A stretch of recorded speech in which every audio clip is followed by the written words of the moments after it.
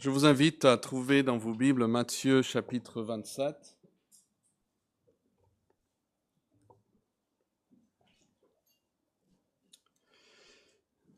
J'aimerais vous demander juste un instant de penser à la naissance de Jésus-Christ. On viendra pour parler de sa mort, mais pensez à la naissance de Jésus-Christ.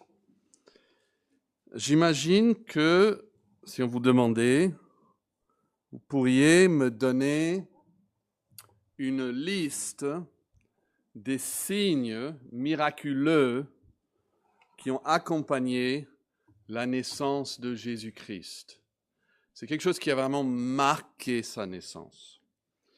Lors de la naissance de Jésus, plusieurs signes miraculeux sont en fait mentionnés. Même les non-croyants peuvent probablement nous dresser une liste.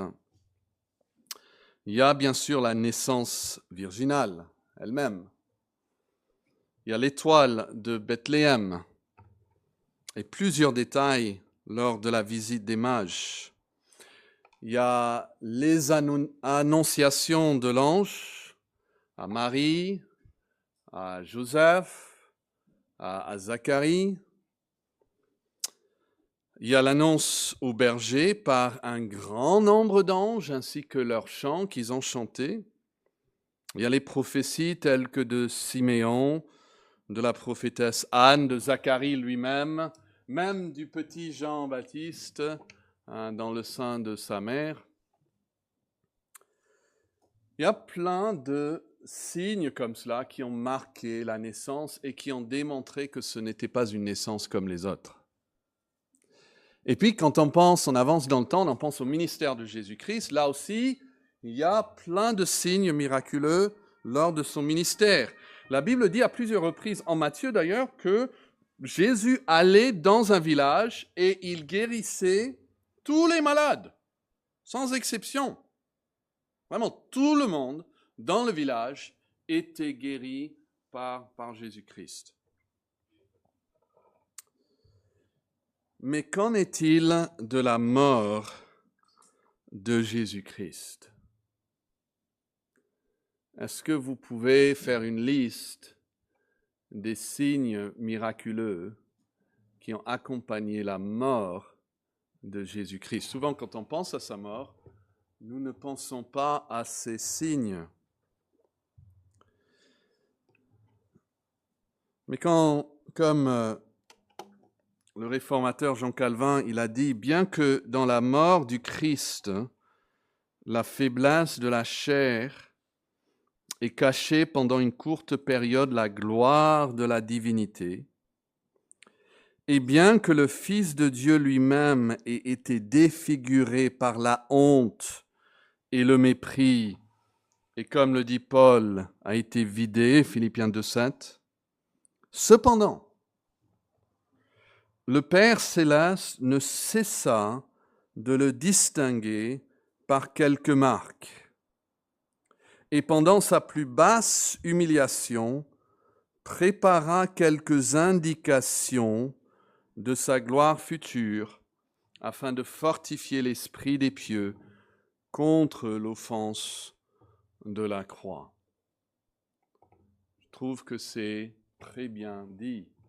Même dans le moment le plus humiliant pour Jésus-Christ, le Père, on peut le dire presque comme ça, il n'a pas pu s'empêcher de distinguer sa mort de toutes les autres morts par certains signes miraculeux.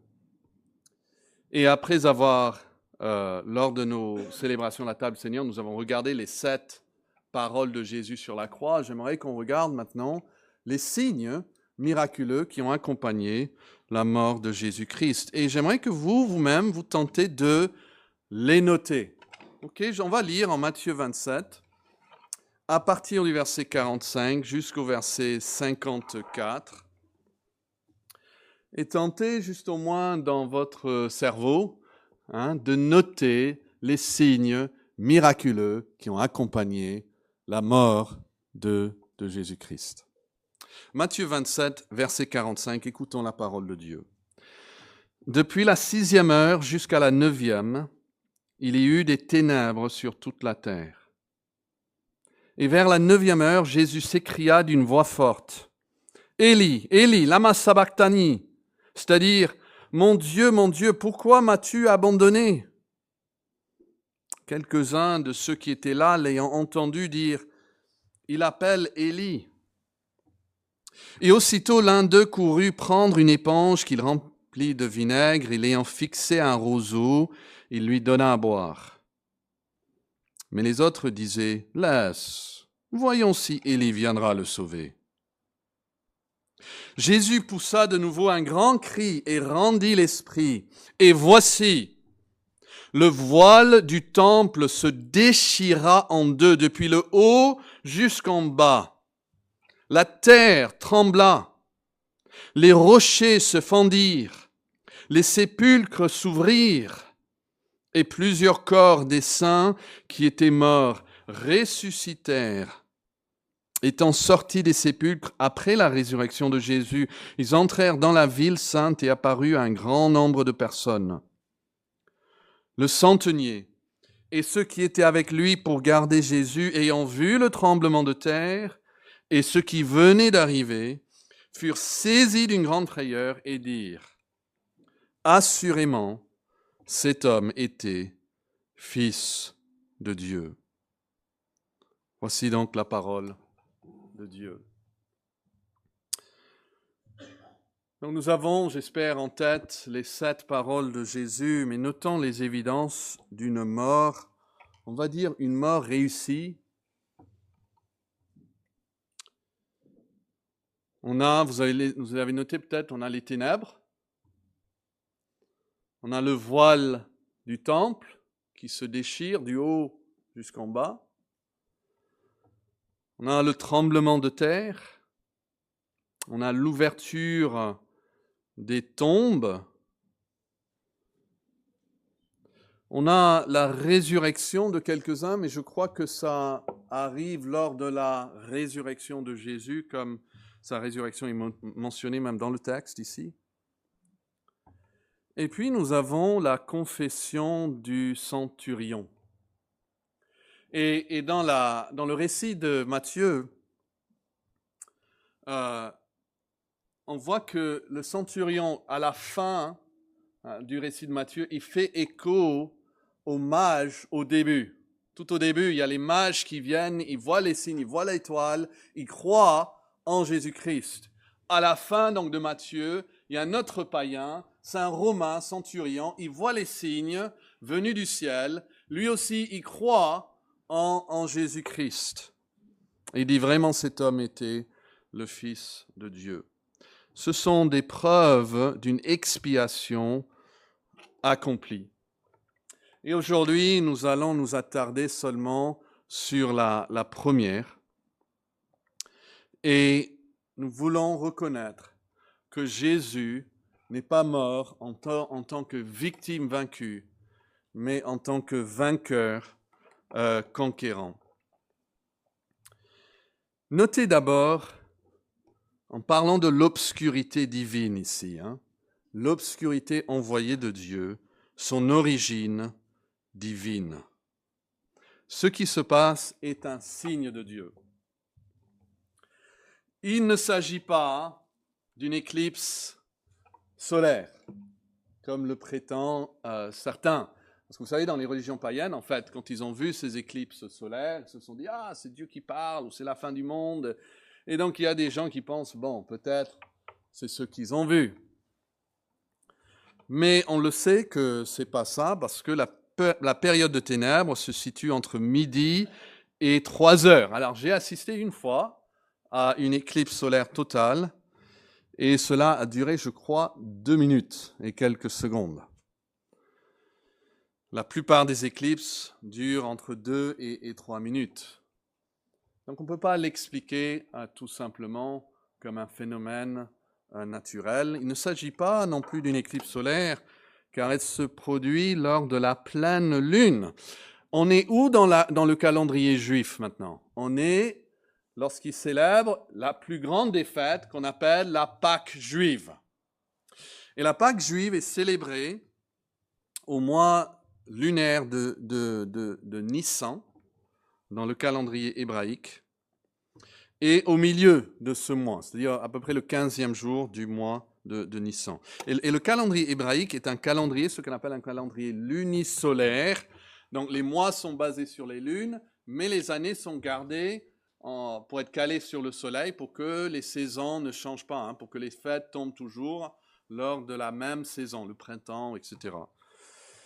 Et ça veut dire que le mois juif commence toujours lors de la nouvelle lune. Et donc, au milieu du mois, c'est toujours la pleine lune. Et si vous connaissez un peu une éclipse solaire, ça ne peut se produire que lorsque c'est la nouvelle lune. Mais son étendue, juste pour parler de quelques détails ici, son origine est divine. Elle vient de Dieu. Mais quelle est son étendue ici, de ces ténèbres ? Je ne pense pas forcément que le Saint-Esprit qui a inspiré ces paroles qui sont sans aucune erreur, mais est en train de nous dire que c'est une obscurité, on va dire, mondiale. Il est dit ici toute la terre, mais c'est quoi la terre ? Souvent on va dire tout le monde est là. Ça ne veut pas forcément dire que tout le monde, dans le monde, est ici présent. On comprend tout le monde par le contexte. Et on peut aussi comprendre toute la terre dans le contexte. La formulation, en fait, ne l'exige pas. On ne va pas contre le sens de ce texte. Par exemple, au verset 21, dans votre Bible, il dit que la terre trembla.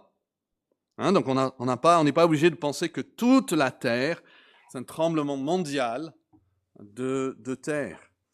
Et la première occurrence de ce mot terre en Matthieu, c'est au chapitre 2, dans la prophétie où il dit « Et toi, Bethléem, terre de Juda ». La deuxième occurrence dans le même chapitre 2, verset 20, on parle du pays, mais c'est le même mot, mais c'est traduit en français, pays d'Israël. Donc on peut comprendre ça comme tout le pays d'Israël, ou même toute la terre de Juda, peut-être juste la Judée où était Jésus. Et on peut même dire que sa qualité de signe divin ne suggère pas une obscurité mondiale.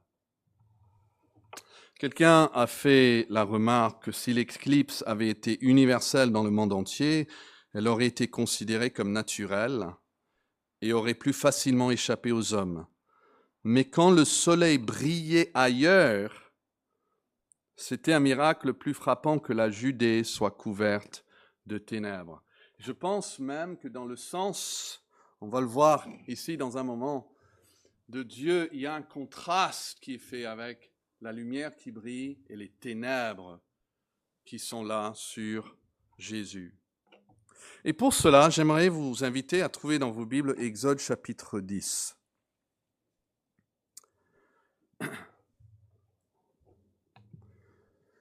Je pense pour apprécier cette obscurité divine, nous devons faire une comparaison avec l'Égypte. Alors nous avons parlé d'Exode 16 tout à l'heure, mais maintenant regardez Exode chapitre 10. Et rappelons-nous que ceci arrive, la crucifixion de Jésus arrive lors de la Pâque juive, n'est-ce pas? Et la Pâque juive est en train de célébrer quel événement historique? On célèbre la sortie du peuple d'Israël de l'Égypte. Donc tout le monde, en fait, est en train de penser à l'Exode. Il devrait en tout cas, selon le calendrier, c'est la fête où on commémore la sortie d'Israël du pays d'Égypte. Et Exode 10 nous donne le 9e fléau, c'est-à-dire l'avant-dernier fléau que Dieu envoie sur l'Égypte. Et ces fléaux augmentent en intensité jusqu'à la mort des premiers-nés. Et là, on est presque à l'ultime fléau. Et c'est les ténèbres. Il ne faut pas minimiser ce fléau.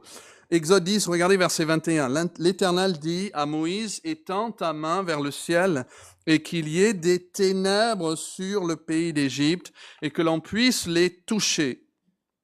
Moïse étendit sa main vers le ciel et il y eut d'épaisses ténèbres dans tout le pays d'Égypte pendant 3 jours.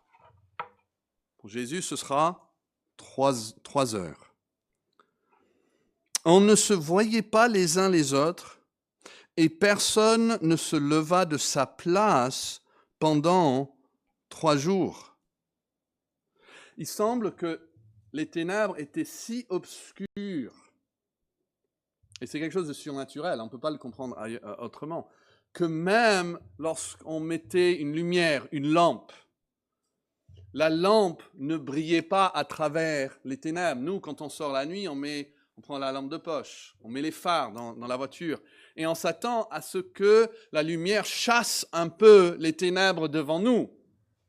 Mais l'expérience de ces Égyptiens pendant 3 jours est qu'aucune, lumière ne les aidait. Les ténèbres étaient si épaisses et dit qu'on pouvait le toucher. Et donc, il n'y avait rien à faire que de rester chez soi. Mais, notez la fin du verset 23. Il y avait de la lumière dans les lieux où habitaient tous les enfants d'Israël.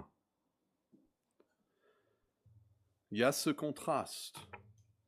Donc l'Égypte avait connu des moments d'intenses ténèbres. C'était un fléau, c'était la marque du jugement de Dieu. Et maintenant, pour la première fois, depuis que les ténèbres sont envoyées sur l'Égypte, Dieu envoie des ténèbres qui enveloppent Israël d'une épaisse obscurité. Et Dieu veut certainement, j'ai aucun doute là-dessus, que cela nous incite aujourd'hui à considérer l'étonnant dessein de Dieu dans la mort du Christ. Il y a ce parallèle, les 3 jours de ténèbres sur l'Égypte nous rappellent les 3 heures de ténèbres sur Jérusalem. Et cependant, le peuple de Dieu en Égypte a été épargné. Mais quand Dieu envoie son Fils n'est pas épargné de ce jugement. Il endure les ténèbres au nom des pécheurs. Et puisque vous n'êtes pas loin, est-ce que vous pouvez trouver Nombre chapitre 6 ? Nous chantons souvent, à la fin du culte, la bénédiction tirée de ces versets. Mais regardez Nombre 6, à partir du verset 22. L'Éternel parla à Moïse et dit, « Parle à Aaron et à ses fils et dit, « Vous bénirez ainsi les enfants d'Israël et vous leur direz, que l'Éternel te bénisse. » Et donc on présume maintenant que tout ce que Dieu dit est une bénédiction. Donc une malédiction serait tout le contraire, n'est-ce pas? Donc que Dieu te bénisse et qu'il te garde. Et puis qu'est-ce qu'il dit au verset 25? Que l'Éternel fasse luire sa face sur toi et qu'il t'accorde sa grâce. Que l'Éternel tourne sa face vers toi et qu'il te donne la paix. C'est ainsi qu'ils mettront mon nom sur les enfants d'Israël et je les bénirai. Souvent, dans la Bible, on demande à Dieu de tourner sa face vers l'homme, comme ici dans le psaume 119, verset 135. Mais parfois, on lui demande aussi de tourner sa face ou de se tourner vers la face de l'homme. Par exemple, le psaume 84, verset 10. Donc parfois on dit, tourne ta face vers moi, et parfois on lui dit, mais tourne-toi vers ma face, comme ça. Et ces demandes illustrent que la vérité, par cette bénédiction, que ce que Dieu cherche, ce que l'homme cherche, est une communion, une véritable communion qui existe lorsque Dieu et l'homme se retrouvent face à face, lorsqu'ils sont en paix, lorsqu'ils sont réconciliés. Que l'Éternel fasse luire sa face. On pourrait dire sur ta face. Mais ce n'était pas le cas de notre Sauveur durant ces 3 heures. C'était les ténèbres de l'enfer. Dieu le Père a tourné sa face de son Fils.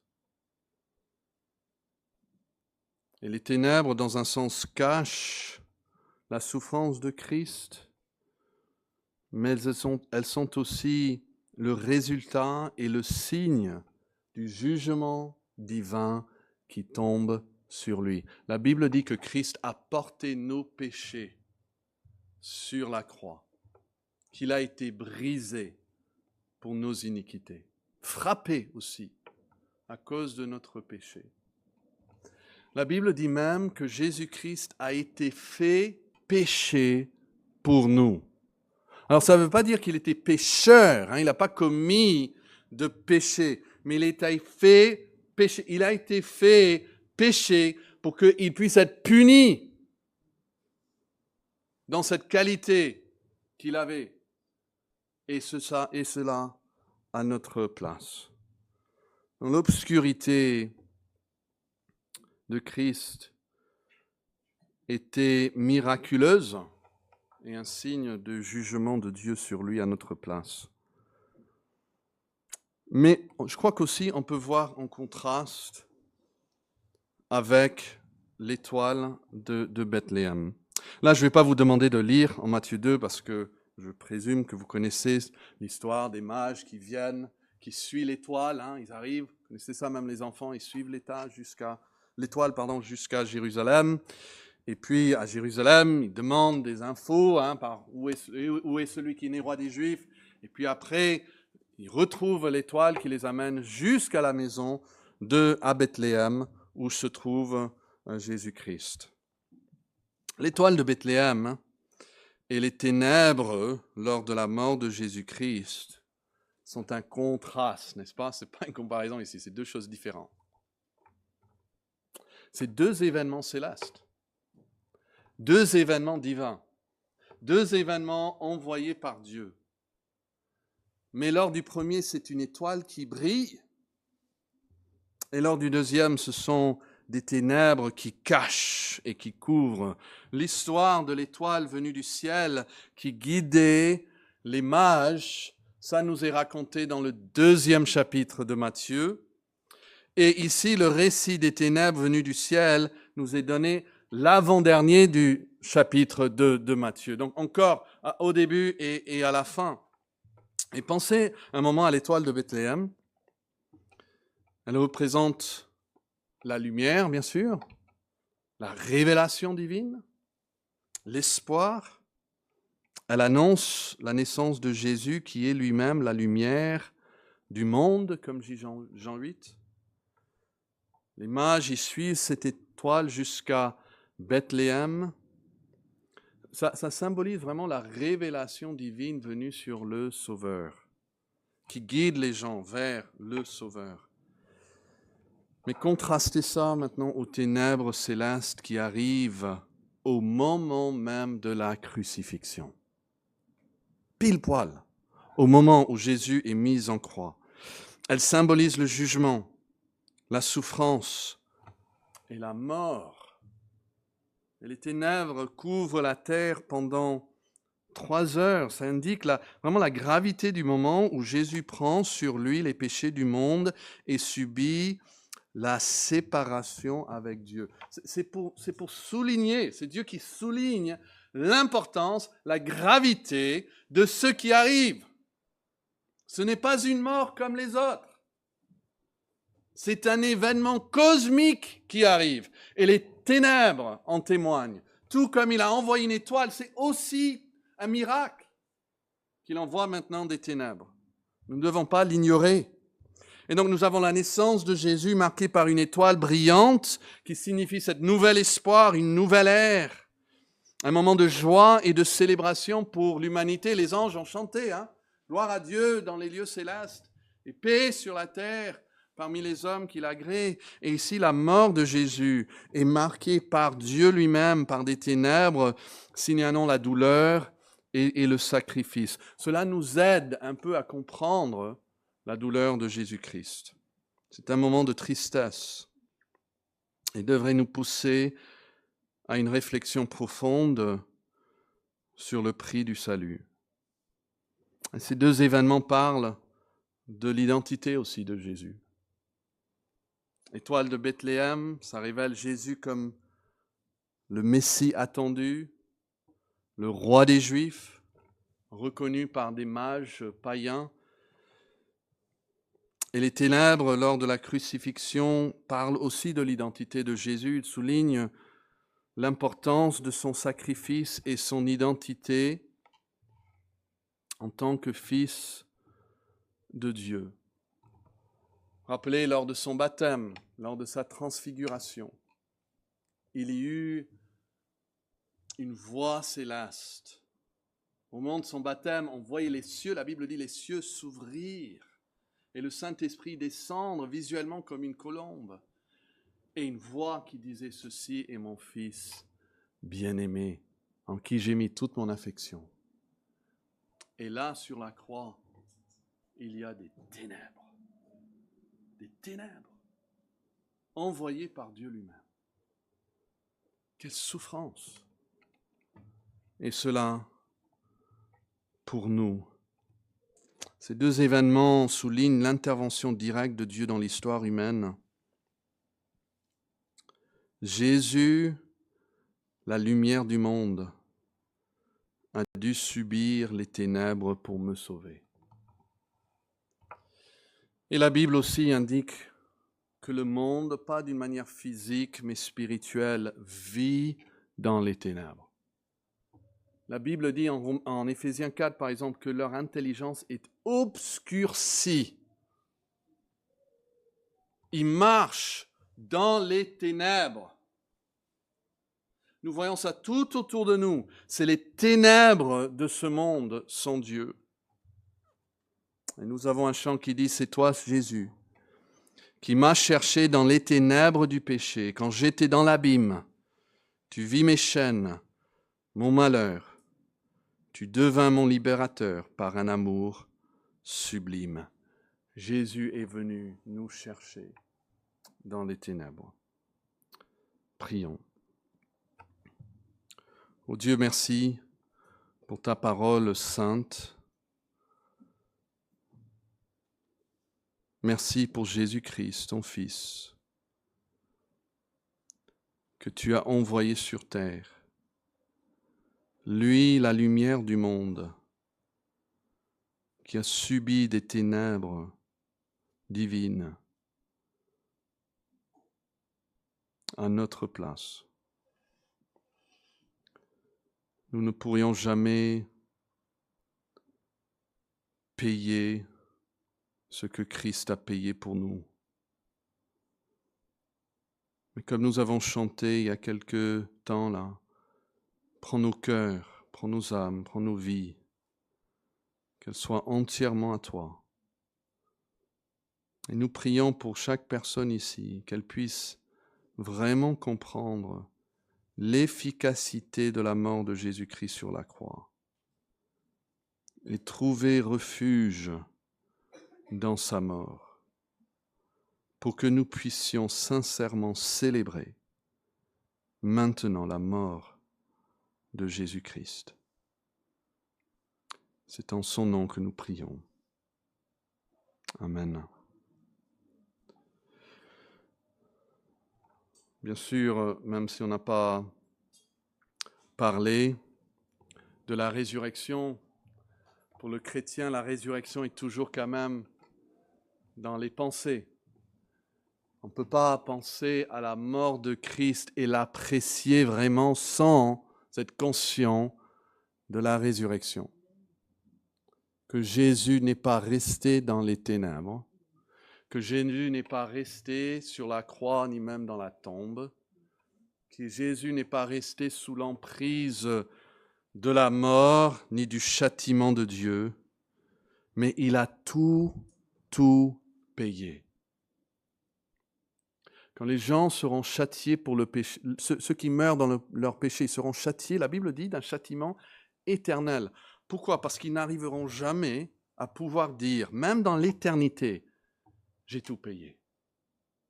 C'est impossible.